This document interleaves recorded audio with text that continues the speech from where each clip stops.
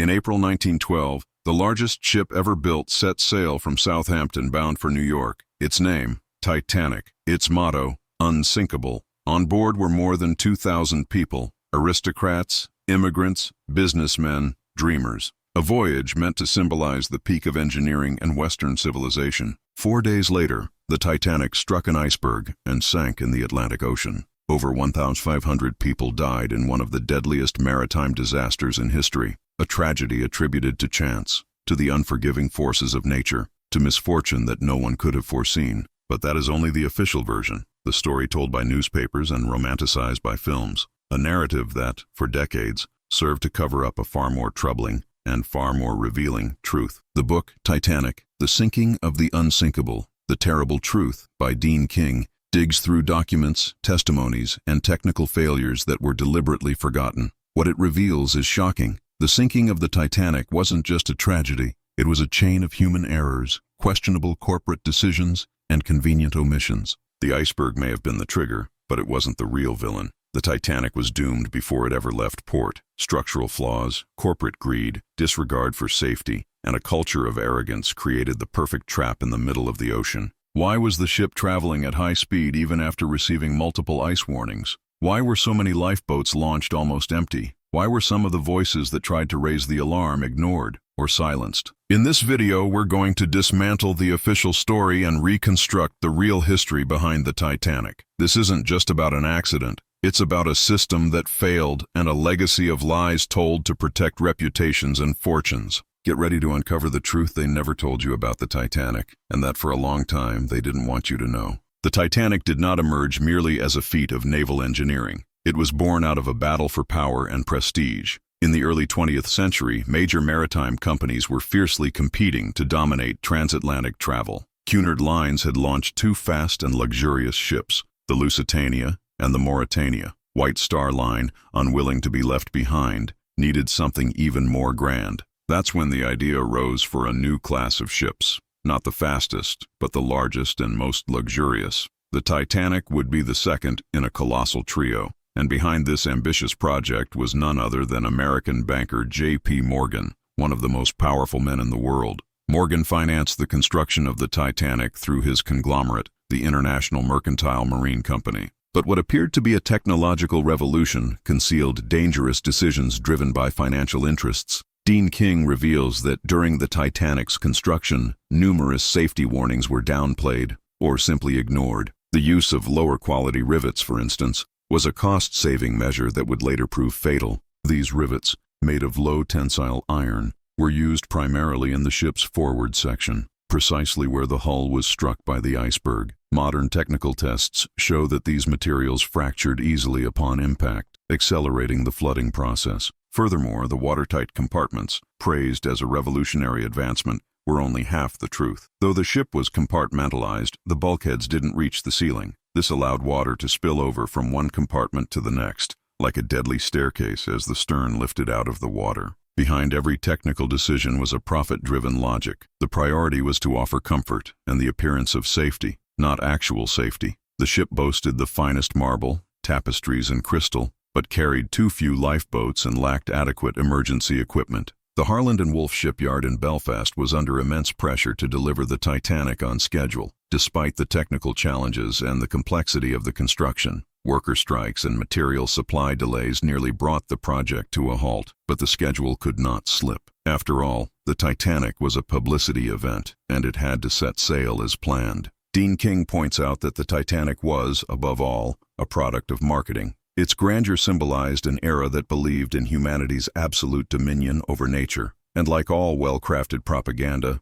it worked until the hull was torn open and the truth began to sink with it. The traditional version claims the Titanic was the victim of an iceberg that suddenly appeared in the middle of the Atlantic, an unpredictable tragedy, the result of bad luck and the uncontrollable forces of nature. But when examining the documents analyzed by Dean King, it becomes clear that the iceberg was far from a surprise. Throughout April 14, 1912, multiple ships sent radio messages warning of large ice fields along the Titanic's route. Ships like the Mesaba and the Californian reported icebergs directly in the path the Titanic was following. These warnings, however, were either ignored or not properly relayed to the bridge. Why? because Titanic's chief wireless operator, Jack Phillips, was overwhelmed with personal messages from wealthy passengers. At the time, communication systems were operated by employees of the Marconi Company, not by the ship's crew, and their priority was profit, not safety. Critical ice warnings simply didn't get the attention they required. Even with the few warnings that did reach the captain,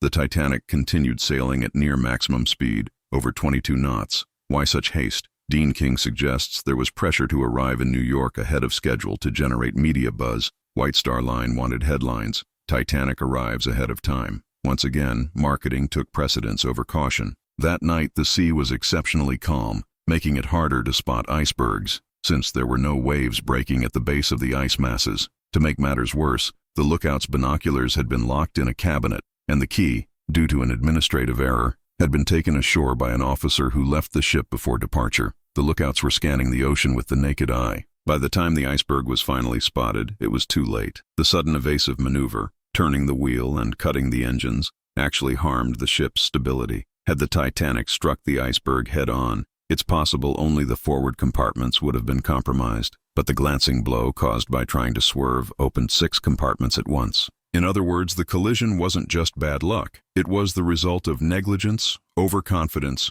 and an organizational culture that treated warnings as obstacles to success. The tragedy could have been avoided, or at least mitigated, if the crew had paid proper attention to the information available. Yes, the iceberg was there, but it didn't appear out of nowhere. The Titanic sailed straight toward it, ignoring the signs, deaf to the warnings. It wasn't nature that betrayed the ship. It was human arrogance that sealed its fate. Long before the iceberg tore into the Titanic's hull, a belief had already taken hold that the ship was unsinkable. This idea didn't come out of nowhere. It was fueled by the ship's innovative engineering, particularly the watertight compartments, which were hailed as a revolutionary system capable of keeping the ship afloat, even if part of it became flooded. The Titanic had 16 compartments that could be sealed off in the event of flooding. The promise was that the ship would remain safe, even if 2, or even 4, of those compartments were breached. But what the promotional brochures didn't explain was a crucial detail. The internal walls of those compartments didn't reach the ceiling. In practice, this meant that if water filled a compartment high enough, it would spill into the next, just like a row of cascading glasses. When the Titanic was struck, the iceberg ripped open more than 300 feet, 90 meters of the hull, damaging 6 compartments. That was more than the design could handle. The ship's fate was sealed within minutes. Dean King points out that the ship's own engineers realized the severity of the situation immediately after the impact. Thomas Andrews, the ship's chief designer, upon assessing the damage, reportedly said calmly, "Gentlemen, the Titanic is lost." He knew the compartments couldn't hold back the water, and that the ship would sink within hours. Another disturbing detail is that the compartment sealing system had to be activated manually. The bulkhead doors were closed on orders from the crew, not automatically. This meant that, in the chaos of an emergency, any delay, human error, or mechanical failure could compromise the entire system. Moreover, even if the compartments had functioned perfectly, they were only designed to keep the ship afloat under limited collision scenarios, such as a head-on impact or one at low speed. The ship's side was its most vulnerable point, and that is exactly where the iceberg struck. Overconfidence in technology led to risky behavior. Many believed the Titanic could withstand any situation, which contributed to the decision to maintain high speed even in an ice zone. The engineering was marketed as fail-proof, but no one wanted to confront its limitations. In the end, the watertight compartments were not the Titanic's salvation, but rather a symbol of its downfall. They represented the belief that humanity had conquered the forces of nature. The sinking proved otherwise, and at an enormous cost. The Titanic was a giant of the seas, capable of carrying over 2,200 people. But on deck, there were lifeboats for only 1,178 passengers. That means even if everything had gone perfectly, more than half the people on board would never have had a chance to escape. How could such an advanced ship make such a basic error? The answer lies in the maritime regulations of the time and in a dangerously outdated mindset. British safety laws required a minimum number of lifeboats based on a ship's tonnage, not its actual passenger capacity. Since the Titanic exceeded anything previously built, the law simply hadn't caught up. But the issue wasn't just legal, it was also about image. The White Star Line chose not to add more lifeboats, even though it was technically possible. More lifeboats meant more deck space taken up, which would affect the ship's luxurious appearance and first-class passenger experience. Aesthetics won over safety. Dean King reveals yet another disturbing detail. The lifeboat drill scheduled for the day of the sinking was canceled by Captain Edward Smith, with no official explanation. As a result, much of the crew was untrained in using the equipment or managing an evacuation during panic. The result was chaos. Many lifeboats were lowered into the sea only partially filled, some with less than half their capacity. Crew members didn't know how many people could safely board, feared overloading the boats, and made mistakes during boarding. In the peak of panic, irrational decisions and lack of leadership led to preventable losses. There were also cases of privilege disguised as protocol. First-class passengers, located closer to the lifeboats and with easier access to the crew, were the first to board, often with no clear criteria of urgency or need. Meanwhile, hundreds of third-class immigrants were blocked from reaching the upper decks until it was too late. One of the most symbolic examples was Lifeboat Number 1, which had space for 40 people but left with only 12. Among them, White Star Line director J. Bruce Ismay, whose presence in one of the first lifeboats became a symbol of cowardice and moral failure that night. The truth is, the Titanic's lifeboats didn't fail due to lack of space. They failed due to lack of preparation, priority, and humanity. The shortage was known, the omission was deliberate, and behind every empty lifeboat drifting in the icy sea was a life that could have been saved, but wasn't. The story of the Titanic often highlights figures like Captain Edward Smith or billionaire J. Bruce Ismay, but behind the official narrative were lesser-known characters, both unsung heroes and quiet villains, whose actions had a real impact on the tragedy that unfolded that night. One of the most overlooked names is Frederick Fleet, the lookout who first spotted the iceberg. He was the first to sound the alarm, despite not having binoculars, and his quick reaction gave the Titanic a few precious seconds to try to avoid the collision. Years later, Fleet would die poor and forgotten, never receiving the recognition for his desperate attempt to warn the crew. Another crucial figure was Harold Bride, the assistant radio operator. Even with his feet submerged in freezing water, he continued sending distress signals until the very last moment. His persistence ensured that the Carpathia, the ship that would rescue the survivors, learned of the tragedy in time to act. Bride survived, but his heroic role is rarely mentioned. In the boiler rooms, dozens of crewmen working in the ship's lowest levels continued shoveling coal into the furnaces even after the impact, keeping the lights and power running so that others could evacuate. Many died without ever reaching the deck. Their names are seldom remembered, but their sacrifice was critical. On the other side of the story are the silent villains. Bruce Ismay, president of the White Star Line, survived the sinking by stepping into a lifeboat, even as women and children were still waiting. Despite trying to justify his actions as instinctive survival, his reputation never recovered, and the press branded him the ultimate symbol of cowardice. Another rarely discussed name is that of Captain Stanley Lord of the Californian. His ship was less than 20 kilometers from the Titanic and saw the distress rockets in the sky. Yet for reasons still debated today, he failed to respond in time. Lord claimed he didn't understand the signals, but later investigations held him accountable for failing to act urgently. His inaction cost lives. Meanwhile, Captain Arthur Rostron of the Carpathia pushed his ship through icy waters at record speed after receiving the distress call. His swift action saved over 700 lives, and he was later honored for his bravery. Still, his story is rarely featured in the major films or popular books about the Titanic. The Titanic's story was not just one of steel and ice, but of human decisions, some marked by extraordinary courage, others by negligence and ego. And perhaps the greatest mistake in its history is forgetting those who, without status or fame, gave everything they had to save others. Because the true memory of the Titanic lives in the quiet acts that never made the spotlight. The Titanic sank in the early hours of April 15, 1912. When the ship Carpathia arrived at the site, it found only 705 survivors. The rest, over 1,500 people,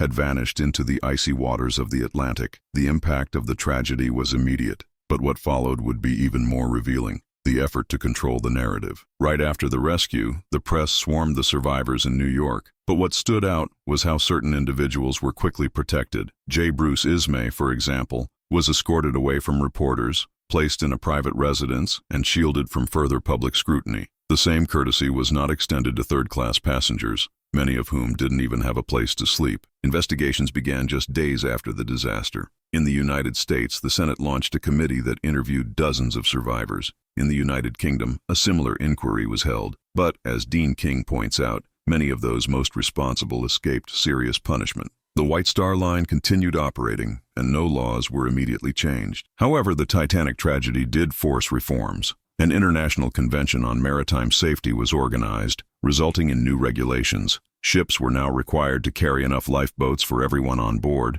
Radio communication systems had to operate 24/7, and naval patrols were established to monitor icebergs. At the same time, the myth began to form. The Titanic was quickly absorbed into popular culture as a symbol of wounded pride, romantic tragedy, and nature's warning against human arrogance. Hollywood, from early on, used the sinking as fuel for melodramas, almost always leaving out the more uncomfortable truths of the real story. Many of the true heroes were forgotten. Third-class passengers and boiler room workers were rarely mentioned by name. Meanwhile, controversial figures like Ismay were gradually reabsorbed into society. The dominant narrative chose what to preserve and what to erase. The ship itself wasn't found until more than 70 years later, in 1985, nearly 4,000 meters deep. The discovery of the hull split in two confirmed many survivor accounts, but also raised new questions. Why did the structure break that way? What else had been buried beneath the surface? The Titanic sank, but its story didn't.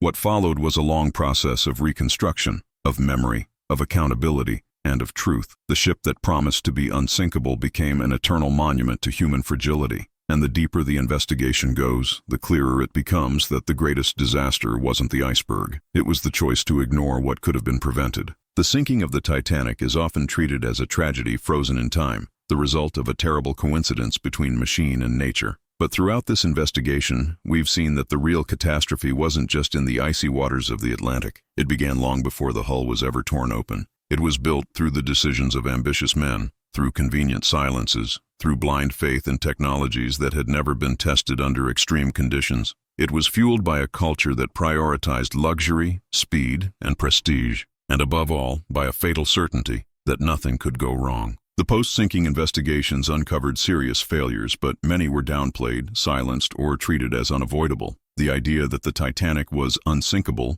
wasn't just a slogan. It was a psychological trap, one that delayed prudent decisions until the very last moments, an arrogance that cost more than 2,500 lives. The legacy of the Titanic, however, is not just technical or historical. It confronts us with questions that remain deeply relevant more than a century later. Who has access to safety? Who is heard in times of crisis? And what happens when prestige outweighs responsibility? The story of the Titanic is also a story of moral choices, the ones that were made and the ones that were avoided. It shows us, with brutal clarity, that tragedies like this are not natural events. They are human constructions, a chain of decisions that, had they been made differently, could have entirely changed the outcome of that night. Even today, the name Titanic carries an almost mythical fascination, but the further we move from the romanticized version and closer to the facts, the clearer it becomes that the sinking is not just a story about a ship. It is a bitter lesson about power, ego, and negligence.